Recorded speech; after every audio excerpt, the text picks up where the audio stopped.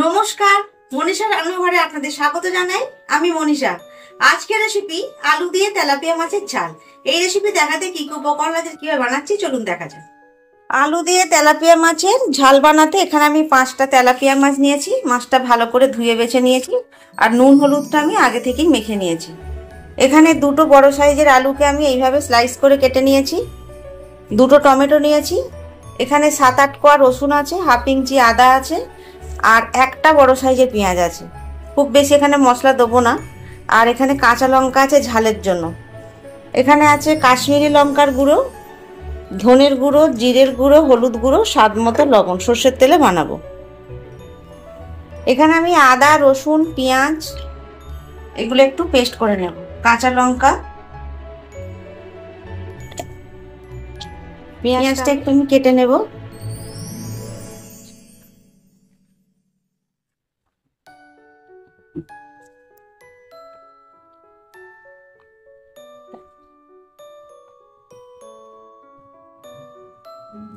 এখানে আমি দুটো টমেটো দেব। আমরা যদি টমেটোগুলো খুব বড় সাইজের হয় তাহলে একটা দিলেও হবে।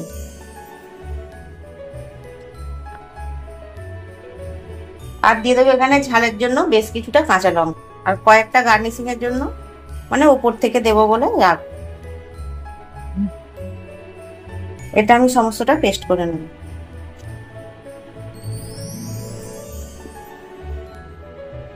পেস্টটা আমি করে নিয়েছি, তবে খুব মিহি করে নিই, একটু দানা ভাব আছে। এরপর আমরা মাছটা ভেজে নেব। তার জন্য আমি কড়া বসিয়ে দিয়েছি। কড়া গরম হয়ে গেছে, আমি সর্ষের তেল দিয়ে দেবো।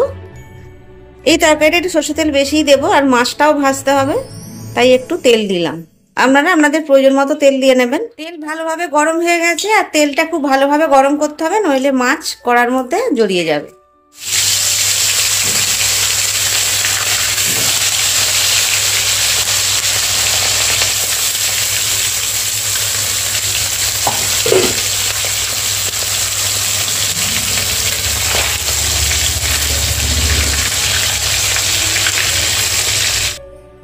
মাছটা আমি লাল করে ভেজে নেব। মাছটা বেশ লাল করে ভেজে নিয়েছি, আর খুব বেশি কড়া করে ভাজবো না, তাহলে মাছটা শক্ত হয়ে যাবে। বাকি মাছটা এখানে ভেজে নেব।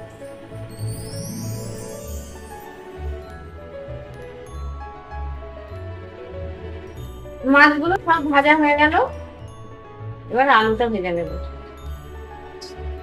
দেখুন, খুব কড়া করে কিন্তু মাছ ভাজবেন না, এরকম ভাবেই ভাজবেন, তাতে মাছের স্বাদ থাকবে। একই তেলে আলুটা লাল করে ভেজে নেব।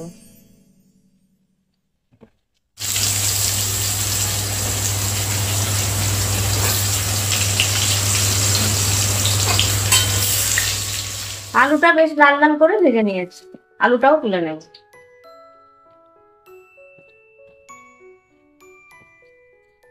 যে বাকি তেলটা আছে ওর মধ্যে অল্প একটু জিরে ফোড়ন দিয়ে দিলাম।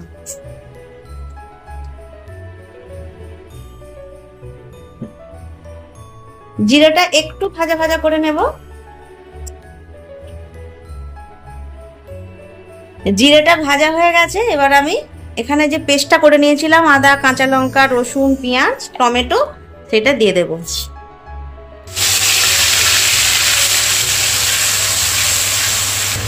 এবার এই মশলাটা আমি খুব ভালোভাবে কষিয়ে নেব।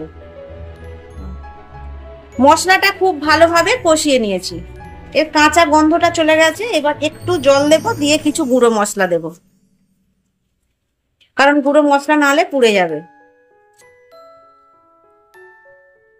এখানে আমি 1 টিস্পুন জিরের গুঁড়ো দিলাম।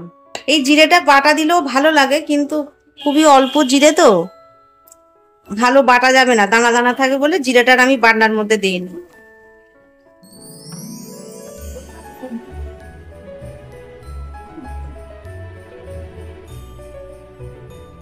1 টিস্পুন দিলাম ধনের গুঁড়ো। আর ঝালটা তো আমি কাঁচা লঙ্কা দিয়েইছি। হাফ টিস্পুন দেব হলুদের গুঁড়ো।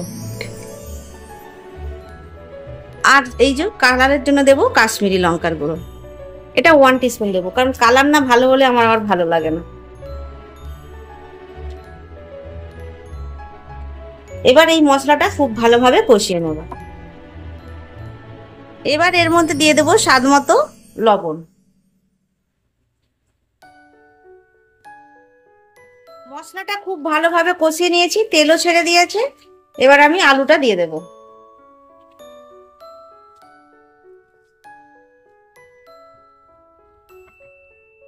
আলুটা দিয়ে 2 মিনিট মতো কষিয়ে নেব। খুব ভালোভাবে কষিয়ে নিয়েছি। এবার আমি জল দিয়ে দেবো পরিমাণ মতো। যে যতটা গ্রেভি রাখতে চান সেই অনুযায়ী জল দেবেন।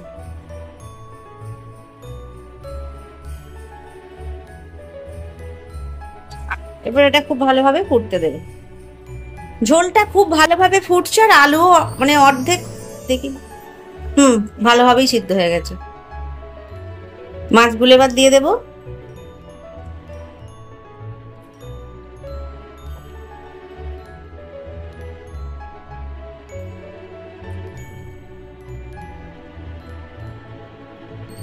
এখানে কটা কাঁচা লঙ্কা গোটা, এটা চিড়ে দেবো না, এটা সুন্দর একটা ফ্লেভারের জন্য।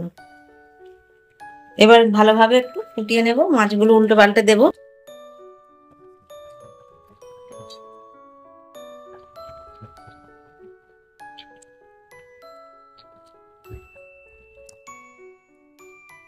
মাছ দিয়ে তেলাপিয়া মাছ দিয়ে আলুর ঝাল আমাদের রেডি হয়ে গেছে। গ্যাস অফ করে দিয়েছি। 10 মিনিট পর পরিবেশন করব। তৈরি হয়ে গেল অতি সুস্বাদু আলু দিয়ে তেলাপিয়া মাছের ঝাল। রেসিপিটি ভালো লাগলে অবশ্যই বানিয়ে খাবেন। কেমন হয়েছে কমেন্টস করে জানাবেন, লাইক করবেন, অবশ্যই বলি আমার এই চ্যানেলটা সাবস্ক্রাইব করবেন।